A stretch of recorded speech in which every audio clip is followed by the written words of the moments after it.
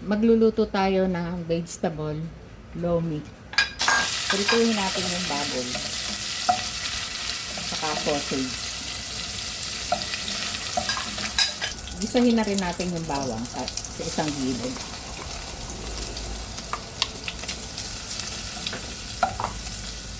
Sibuyas. Patis. Saka paminta.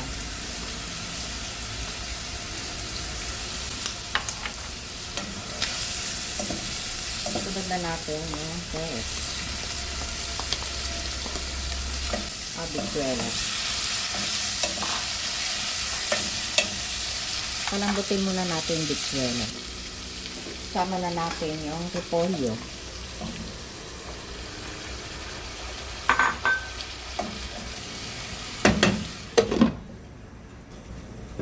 Lagyan natin ang sabaw.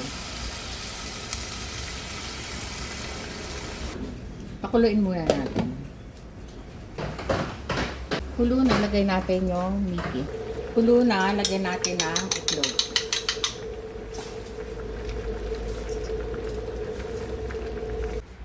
Ayan, luto na.